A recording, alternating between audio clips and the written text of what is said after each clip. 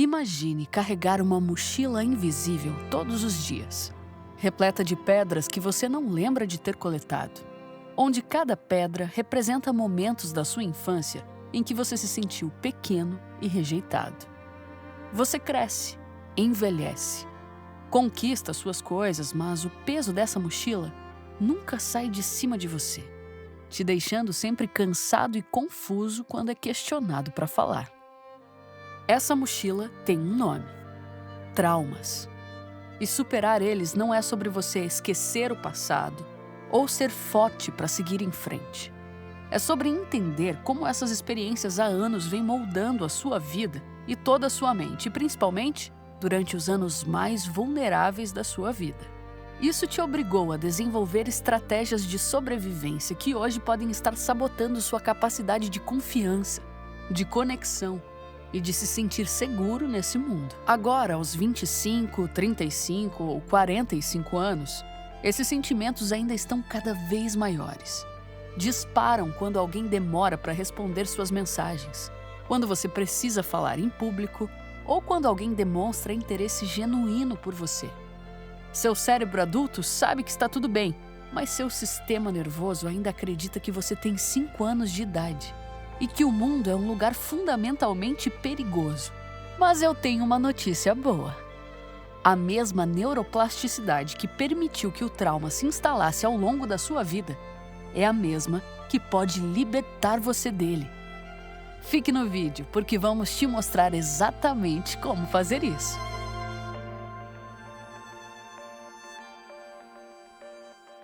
Você consegue aceitar um elogio genuíno?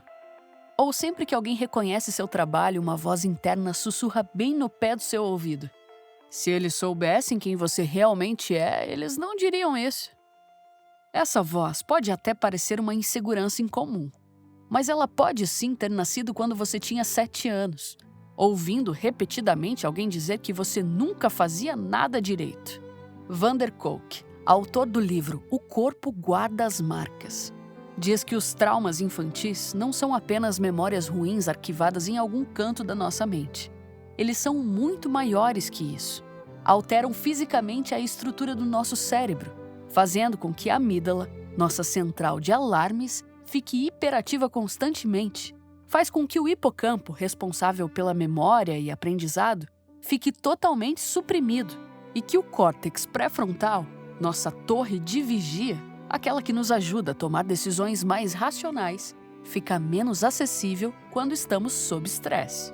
Isso significa que quando você sente aquele aperto no peito ao ser confrontado, quando sua mente fica em branco numa apresentação importante, quando você sabota relacionamentos que poderiam ser bons para você, não significa que você está com frescura ou então que você não tem personalidade.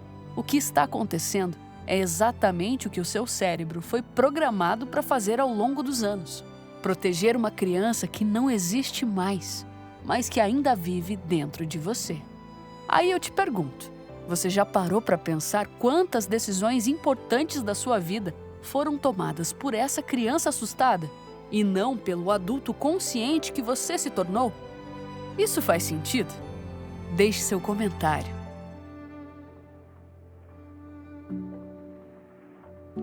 Você já se sentiu estranho quando recebeu abraços? Intelectualmente, você sabe que abraços são gestos carinhosos, não é mesmo? Mas sempre que alguém se aproxima para abraçá-lo, seu corpo se contrai involuntariamente, como se estivesse se preparando para um impacto. Talvez você não entenda o porquê disso, mas por trás desse comportamento, o seu corpo guarda memórias de períodos em que gestos de carinho eram seguidos de algo doloroso. Peter Levine, criador da experiência somática, observou algo intrigante nos animais selvagens, em que mesmo enfrentando predadores constantemente, eles raramente desenvolvem traumas crônicos. Mas por quê? Porque eles possuem mecanismos naturais de descarga de energia traumática. Por exemplo, quando uma gazela escapa de um leão, ela treme, sacode o corpo, libera toda a tensão acumulada e volta ao estado de equilíbrio. Só que nós, humanos, perdemos essa capacidade. Nossa cultura nos ensina a engolir o choro, a ser forte, e a racionalizar tudo. Mas o trauma não é apenas uma questão mental. Ela também é fisiológica. Ele fica armazenado no nosso sistema nervoso, na tensão dos nossos músculos, no ritmo da nossa respiração e na forma como nosso coração acelera diante de certas situações. Por isso, somente conversar sobre o trauma, embora importante, nem sempre é o suficiente. Mas por quê? Porque você pode entender perfeitamente por que reage de determinada forma, mas continuar reagindo da mesma maneira. O seu corpo precisa aprender através de experiências seguras e gradativas que o perigo já passou. Você já notou como seu corpo reage antes mesmo da sua mente processar uma situação?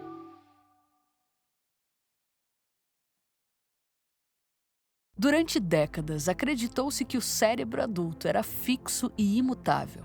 Logo, se você teve uma infância difícil, teria que conviver para sempre com as consequências. Mas a neurociência moderna descobriu o contrário, e que o nosso cérebro permanece plástico durante toda a vida, capaz de formar novas conexões, de reescrever velhos padrões e de literalmente se reconfigurar. A mesma neuroplasticidade que permitiu que experiências traumáticas moldassem seu cérebro infantil é a mesma força que pode remoldá-lo agora. Por isso, cada vez que você escolhe uma resposta diferente, cada vez que questiona um pensamento automático, cada vez que permite que alguém se aproxime, mesmo quando sua primeira reação é se afastar, você está criando novos caminhos neurais. Você está se expondo gradativamente a uma experiência que não tem evidências de perigo. Assim como uma trilha na floresta que, de tanto ser percorrida, torna-se um caminho largo e bem definido, os seus padrões traumáticos se estabeleceram ao longo dos anos, por meio da repetição. Mas trilhas abandonadas se fecham, e trilhas novas se abrem quando começamos a caminhar por elas consistentemente. Para ficar mais claro, faça o seguinte. Imagine que sua mente é como se fosse um jardim, que por anos você permitiu que certas plantas, pensamentos de autodesvalorização, medos excessivos e padrões de autossabotagem crescessem livremente. Com o entendimento da neuroplasticidade, você descobre que você é o jardineiro e que, sendo ele, você pode decidir quais plantas cultivar e quais remover. E tem mais. Martin Teicher, pesquisador de Harvard, demonstrou que intervenções terapêuticas adequadas podem literalmente alterar a estrutura do cérebro traumatizado, fazendo com que regiões que estavam hiperativas possam se acalmar, que áreas que estavam suprimidas possam se fortalecer e que o cérebro que aprendeu a viver em constante alerta possa reaprender a experimentar segurança. O que isso significa para você? Que não importa quantos anos se passaram, não importa quão profundas pareçam ser as suas feridas, a mudança não é apenas possível, ela é a tendência natural do seu cérebro quando oferecidas as condições adequadas. E aqui, você percebe a importância do processo psicoterapêutico para lidar com o trauma? Se você não consegue encontrar meio sozinho de lidar com isso, busque ajuda.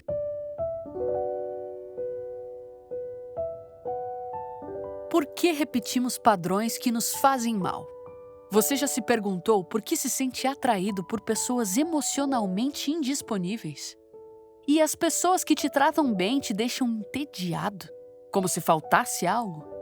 Mas aqueles que alternam entre momentos de carinho intenso e frieza distante te mantêm completamente viciado. Se você está se identificando, fique tranquilo. Vou te explicar melhor sobre isso. É comum pessoas com esses padrões de pensamento se auto-julgarem e até acharem que são masoquistas ou que tem algo dentro de você completamente errado. Mas o que acontece?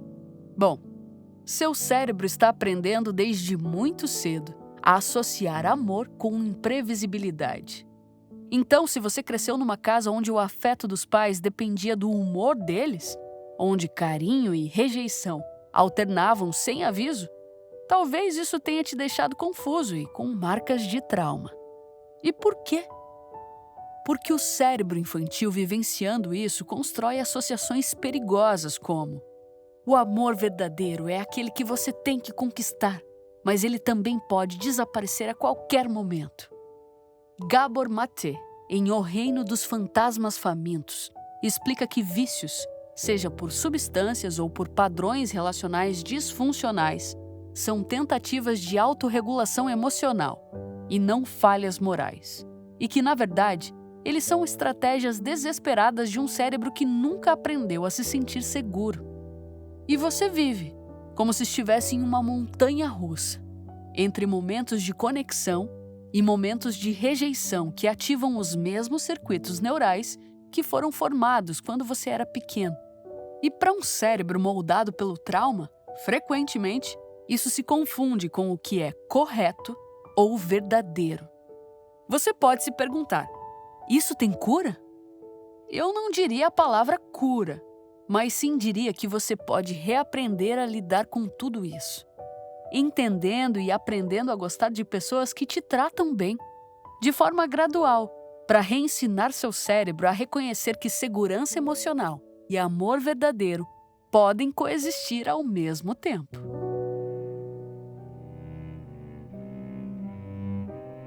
Você já parou para perceber que não sabe como se sente na maior parte do tempo? Que quando alguém pergunta, como você está? Você automaticamente responde, bem. Não porque está mentindo, mas porque genuinamente não tem acesso às suas emoções internas. Décadas de trauma infantil podem criar uma desconexão profunda entre sua mente consciente e as suas sensações corporais. Você sabia disso? Judith Herman, em seus estudos sobre trauma, identifica 3 estágios fundamentais para lidar com isso: estabelecimento de segurança, recordação e luto, e reconexão. Só que tem um ponto: não dá para você se reconectar com o mundo se primeiro você não se reconectar consigo mesmo.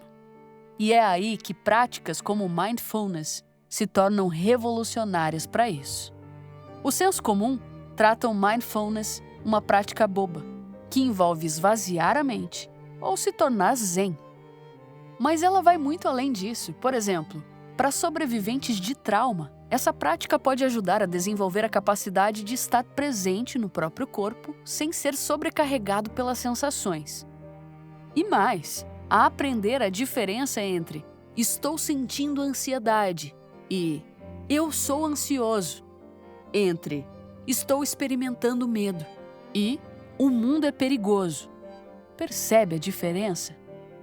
Quando você desenvolve a autoconsciência corporal, você começa a perceber seus padrões antes que eles te dominem.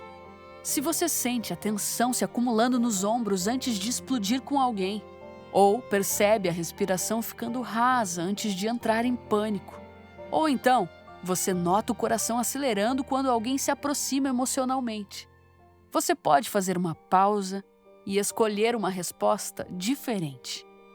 Van der Kolk reforça ainda mais isso e diz que práticas como yoga, meditação, dança e até artes marciais podem ser mais eficazes que a própria terapia para alguns tipos de trauma.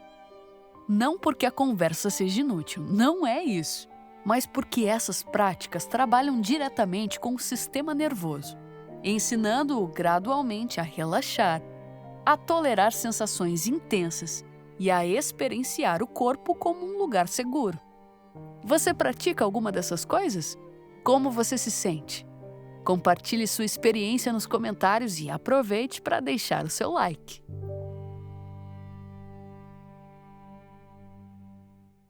Imagine ter crescido numa família onde a vulnerabilidade era sinônimo de fraqueza. E que hoje, mesmo sendo adulto, você ainda não consegue demonstrar fragilidade nos momentos mais difíceis da sua vida, porque seu corpo aprendeu que mostrar emoções era perigoso. Seu cérebro infantil aprendeu lições específicas sobre o mundo. Não confie em ninguém. Você não merece amor. O mundo é perigoso. que se tornaram filtros através dos quais você interpreta toda nova experiência.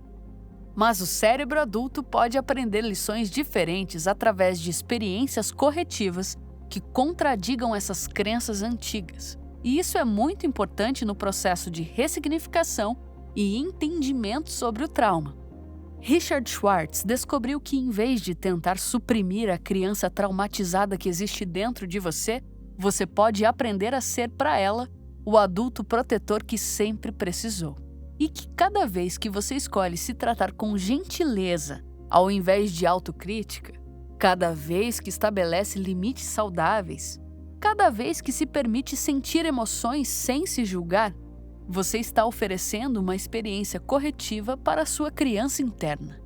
Você não precisa lidar com tudo isso sozinho. Por fim, quero que você entenda: o trauma infantil não precisa ser o roteiro completo da sua vida inteira. Ele pode se tornar simplesmente o primeiro capítulo de uma história muito mais longa sobre resiliência, crescimento e a capacidade extraordinária de aprender a lidar com tudo isso. Lembrando, você não precisa caminhar sozinho. Se sentir muita dificuldade de encarar todos esses processos, faça psicoterapia. Busque ajuda para que você possa aprender a olhar para a sua jornada de superação como um ato de coragem, que não reverbera apenas em você, mas em todas as pessoas que serão tocadas pela versão mais integrada e consciente de quem você pode se tornar. Cada vez que você procura lidar melhor com tudo isso, você tem a oportunidade de quebrar padrões que vêm sendo transmitidos por décadas, por você mesmo. Se esse vídeo despertou algo em você, se reconheceu sua própria história nas palavras que compartilhei, saiba que esse reconhecimento já é o primeiro passo para lidar com os seus traumas. Deixe um like, se inscreva no canal e compartilhe nos comentários o que você vai levar desse vídeo. Se cuide e até a próxima!